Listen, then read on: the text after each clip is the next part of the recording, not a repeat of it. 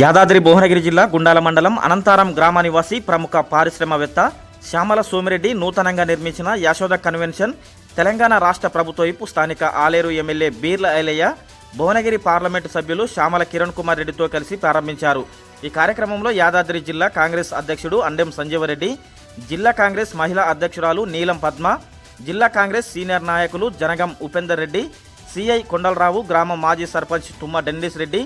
నాయకులు కుమ్మరికుంట్ల రాజరత్నం, ఇమ్మడి దశరథ గుప్తా, చిందం ప్రకాష్ తదితరులు పాల్గొన్నారు.